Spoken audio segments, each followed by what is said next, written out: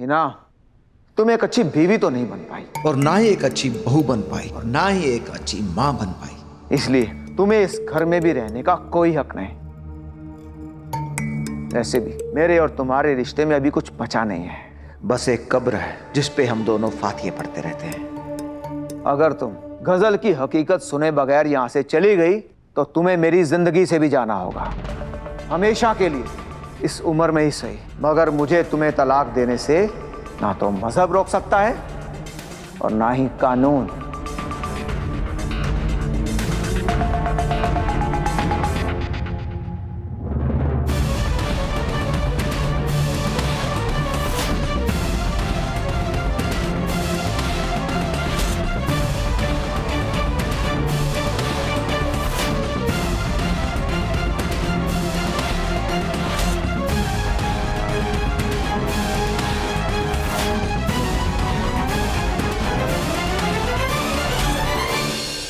अब मैं आप सबको बताती हूँ कि इस गजल का असली चेहरा कितना घिनौना है। पहले इसने मुझसे दोस्ती की, मैंने भी इंसानियत के नाते इसे घर में और अपने दिल में जगह दी। गजल, इस घर को अपना ही घर समझो, क्योंकि मैं नहीं जानती थी कि इसकी गंदी नजर मेरे हैदर पर पड़ जाएगी। मेरी जान, अपने शौहर की इतनी तारीफ और तरफदारी मत किया करो, क्योंकि अगर कोई तुम्हारी बातों में आ गई ना तो उन्हें उठा के लेके जाएगी। मुझे नहीं मालूम था कि ये बदजात मेरे शौहर से प्यार कर बैठेगी। तुम कुछ भी कर लो तो हैदर मेरा है और मेरा ही रहेगा। मेरे हैदर तो है ही ऐसे कि कोई भी लड़की ने दिल दे बैठे।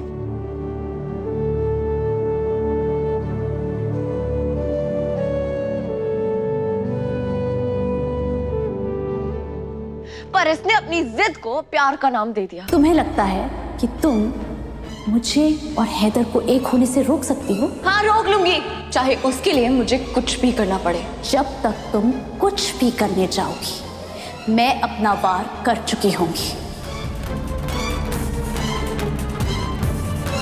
और मेरे हैदर को हासिल करने के जुनून में इतनी पागल हो गई कि ये भूल गई कि हैदर शादीशुदा है, कि हैदर मेरी जिंदगी है, मेरा सब कुछ है। मैंने इसे दिल से दोस्त माना और इसने हमारी दोस्ती का खून कर दिया। मैंने इसके लिए क्या क्या नहीं किया, समाज से लड़ी, इसे बचाया। गजल को अकेला समझने की गलती मत करना, मैं उसके साथ खड़ी हूं। पर इसने मेरी गृहस्थी बर्बाद करने में कोई कसर नहीं छोड़ी। मुबारक हो, तुम्हारी बर्बादी की तारीख आ गई।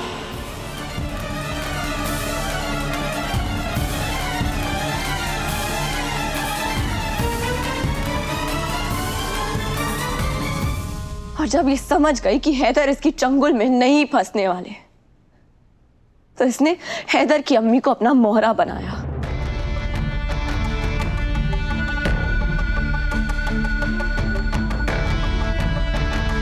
उनके जज्बातों का इस्तेमाल किया। वो ऐसी किस्मत लिखा कर लाई है कि उसे हैदर जैसे शौहर मिले, भरा पूरा खानदान मिले, और मुझ जैसी यतीम की किस्मत में लिखा था जिंदगी भर का अकेलापन। खबरदार जो आज के बाद खुद को यतीम कहा तो यतीम नहीं हो तुम, मैं माँ हूँ तुम्हारी, बेटी हो तुम मेरी। अब मैं आ गई हूँ ना, आपकी आंखों में कभी आंसू नहीं आने दूंगी। आज दुआ मुझे बर्बाद करने में कोई कसर नहीं छोड़ेगी। लग रहा है जैसे सब खत्म हो जाएगा। हैदर मिले ना मिले, जेल की सलाखें जरूर मिल जाएंगी और मैं उनसे सर टकरा टकरा के मरूंगी। नहीं, ये नहीं हो सकता। मुझे दुआ को रोकना होगा, रोकना होगा। और इसका मकसद सिर्फ मेरा घर तोड़ना ही नहीं था। इसके इरादे वो हैं जो आप लोग सोच भी नहीं सकते। चुप हो जाओ दुआ, सबको मेरे खिलाफ भड़काना बंद करो, वरना मैं क्या करोगी? मैं अपनी जान ले लूंगी। अम्मी क्या पागल बात? दूर हो जाइए, मैं अपनी जान दे दूंगी। मैं कह रही हूँ गजल, मेरी जान, ये क्या पागलपन है बेटा? मुझे बदनाम करना बंद करो दुआ, वरना मैं अभी के अभी यहीं पर खुदकुशी कर लूंगी। ये बचपना छोड़ दो, निकालो वो चाकू अपनी गर्दन से, लग जाएगी बेटा सचमुच में। और मैं तो तुम्हें अच्छी तरह जानती हूँ। अरे इस दुआ को जो बकना है बकने दो। मुझे इस पर रत्ती भर भरोसा नहीं है। आपको भरोसा नहीं है लेकिन और सबको तो है ना अम्मी।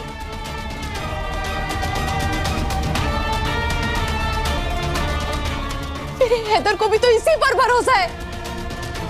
मुझे नहीं जीना, इसे इस घर से बाहर निकाल दो, वरना मैं अपना गला काट दूंगी अम्मी।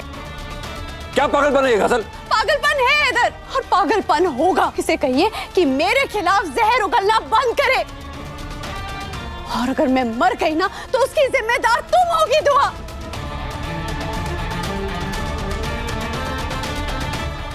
और मैं तो मर जाऊंगी, लेकिन मेरा खुदा तुम्हें माफ नहीं करेगा।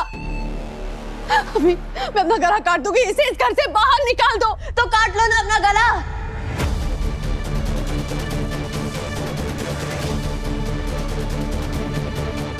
हम भी तो देखें तुम्हारी धमकियों में कितना दम है। जिन्हें गला काटना होता है ना, वो तकरीरें नहीं करते। उंगली जल जाने पर पूरा घर सर पे उठाने वाली अपना गला काटेगी। मुझे उकसाओ मत, मैं बता रही हूँ तुम्हें। तुम्हारी इन खोखली धमकियों से कोई नहीं डरने वाला, सिवाय हैदर की अम्मी के। जालिम लड़की, मेरी बच्ची के जान पे बनाई है और तू उसी को कोस रही है। अगर मेरी गजल को कुछ हो गया ना, तेरा नक्शा बिगाड़ दूंगी मैं। अम्मी आप किसी से कुछ मत कहिए। जब मेरे शौहर ही मेरा साथ नहीं दे रहे हैं तो किसी से क्या फर्क पड़ेगा। मुझे नहीं जीना, और मैं मर गई तो इस घर पर खुदा का अज़ाब उतरेगा। मैं कह रही हूँ, मैं मर जाऊंगी, मैं अपना गला काट दूंगी अम्मी, मैं अपना गला काट दूंगी।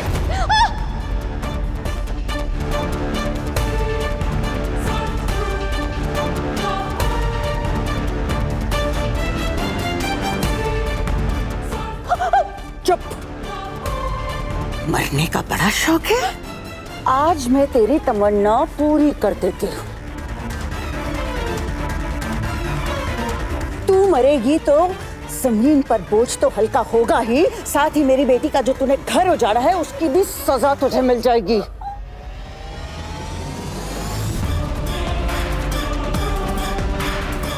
कलमा पढ़ ले और अल्लाह से अपने गुनाहों की माफी भी मांग ले। और एक बात और, जहन्नुम जाएगी ना तो हिना बेगम के लिए जगह जरूर रखना।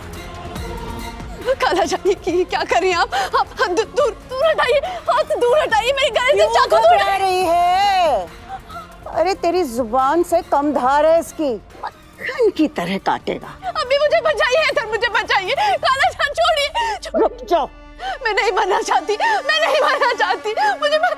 मुझे बचाइए। देखा आप सबने, मरने का इरादा बदल दिया क्या?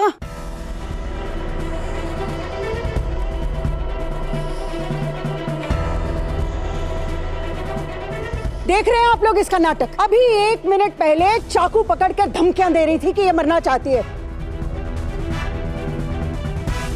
और अब कह रही है कि इसे मरना नहीं। हिना बेगम, अब तो तुम्हें समझ में आ गया होगा कि ये शातिर बदजात लड़की, इसकी एक जुबान है लेकिन बातें दो बोलती है। मेरी तो राय ये है कि अगर इसमें तोला भर भी गैरत बाकी है ना, तो इसे सच में खुदकुशी कर लेनी चाहिए।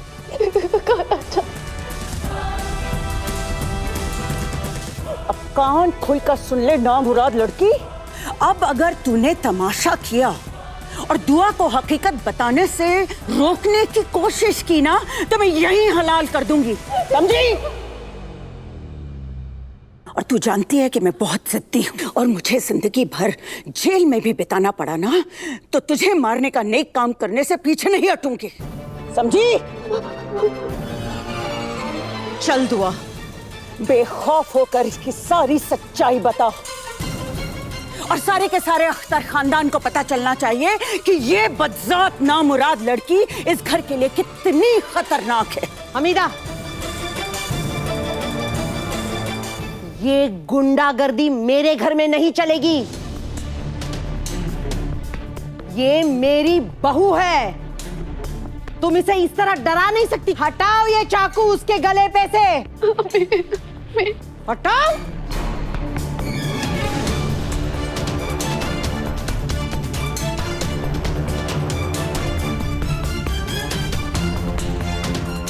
वहां जाने की सोचना भी मत, वरना बहुत पछताओगी। नहीं रोक सकती आप मुझे। बैठो यहाँ। देख रही है ना आप, ये हमीदा मेरे ही घर में खड़ी होकर मेरी बहू को नहीं धमका सकती। मैंने कहा हटाओ वो चाकू। रुक जाओ हिना।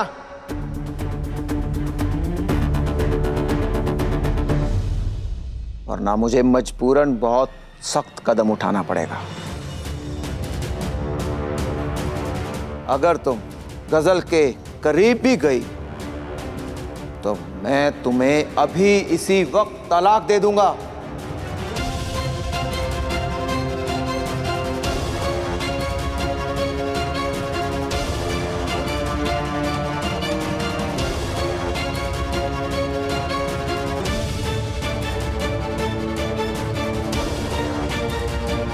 तुम्हें गजल प्यारी है या हमारा रिश्ता, फैसला कर लो।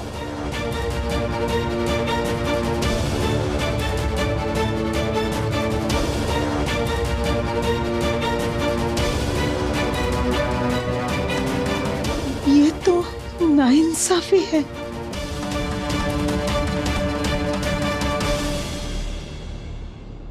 मुझे माफ कर दे बेटा।